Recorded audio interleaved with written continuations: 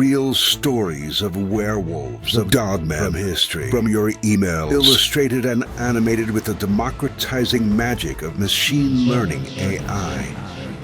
Welcome to Scary Stories. Dogman's red-headed stepchild. Dear Scary Stories NYC, I have a short but scary Dogman encounter that happened to me when I was a young man, hiking alone. It might not take me long to tell, but each time I do, I get filled with the same sense of both fear and amazement that I got when I first experienced this in real life. I was hiking in Porcupine Mountain's Wilderness State Park in northern Michigan when I had my strange experience. This would have been during the later 1970s, during the 2 years I spent hiking around, before I decided what I wanted to do with my adult life. I was either 22 or 23 when this happened, and I had already had most of my better adventures by then. I was in the process of deciding to return to the grid and become a normal person, but I still needed a little more weirdness in my life before I would feel ready to leave the weird behind for good, and forever. I guess this story I'm about to tell was the strangest thing that ever happened to me, and it was enough to make me wish I could live a normal 9-to-5 sort of an existence. This story is about when I overdosed on weird, and it turned me normal.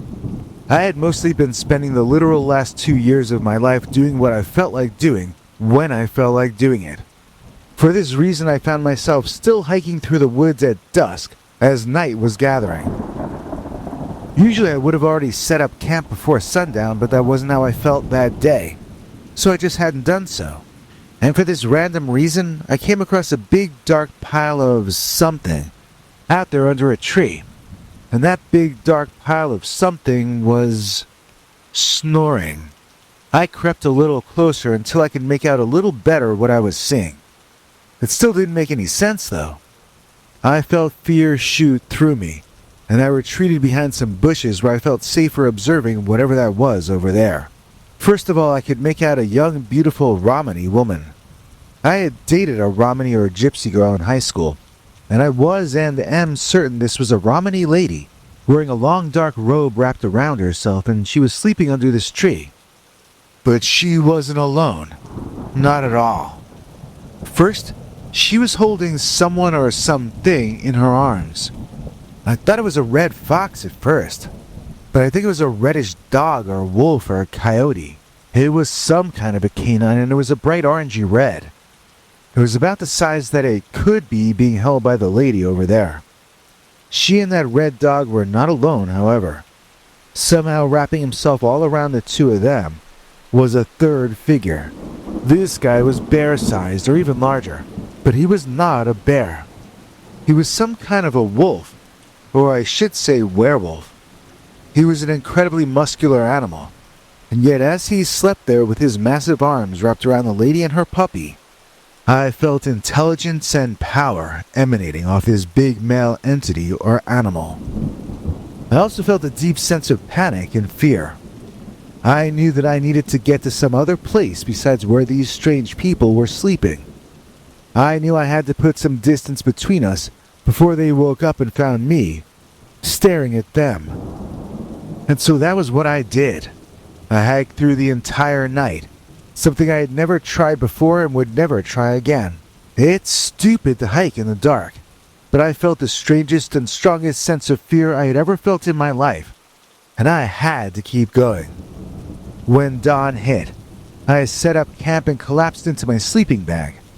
I slept most of the day, feeling like I had escaped great danger, and that I had saved my own life in the process. I had dreams that day of being chased through the woods by that huge bear-sized dogman, who had his massive arms wrapped around the Romany woman and the red-haired dog when I saw them. Each time he was about to catch me, I would wake up, relieved to be alone in my tent, sleeping off a bright and sunny day. When I finally decided to get up for real, it was starting to get dark that night. I wandered away into the forest to find a tree to relieve myself against. And as I was doing my duty to the nation, I glanced over to my right, and that was when I saw them. First I noticed the Romany woman.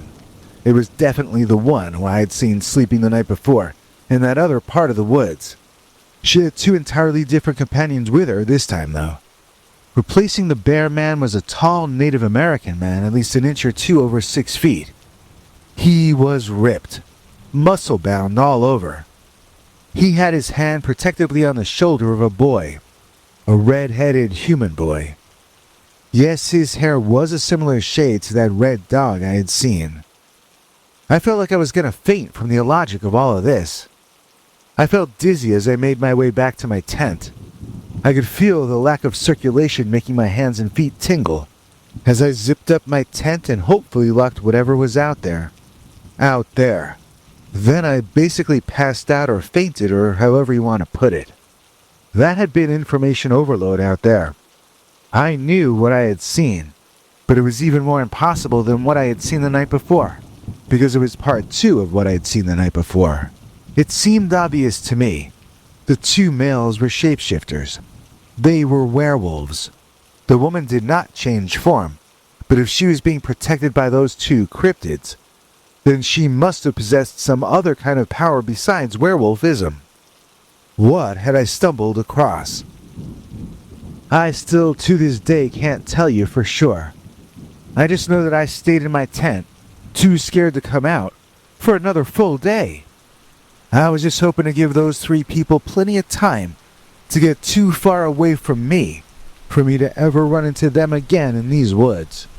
It did seem to have worked, as it's been around 45 years since then, and no more dogmen or werewolves for me. In the 1990s, I got married and started my own family. My eldest daughter loves the story of the mixed-race werewolf clan that I ran into back in the late 70s. She refers to this story as Dogman's red-headed stepchild, which I guess is not a bad title. Feel free to use it if you run the story on your channel. And have a good night, everyone. It's a classic rollover, play with the scary stories, got it. It's a classic rollover, money in a stand, go to go. Available in white, black, navy, gray, or pink. Link is in the description.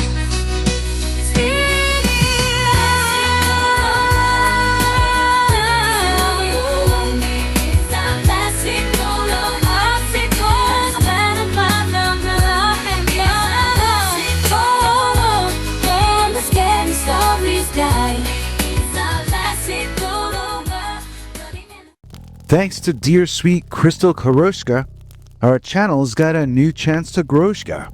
Please join me in thanking tonight's executive producer Crystal Koroshka for making this episode possible. Crystal, who's a very nice person, is a member of our channel memberships and gets to see our secret episodes. Crystal also donated to us using our handy-dandy Super Thanks button located under each of our YouTube videos. Here to explain what I mean and more is our international TV spokesmongrel, Henry Lee Dogman. Hank! Thanks, Biggie. And thanks to all of you for watching this far. If you liked it, please click like. If you'd like to see more of our work, please subscribe. And also click that bell icon if you'd like to be notified when we put out a new episode. To become an executive producer, you can donate to us through the thanks button under each of our videos or through our paypal.me/PeterBernard209 page.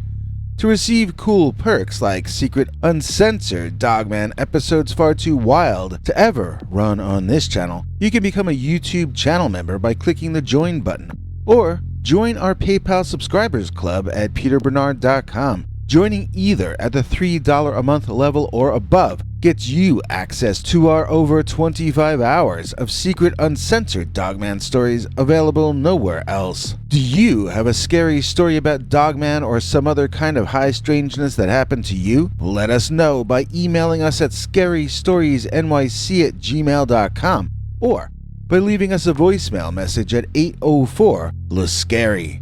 You may need to call back on that one. It cuts off after I think 3 minutes. And if you don't want to do any of that stuff, thank you for simply watching to the end. Good night, and have a scary tomorrow.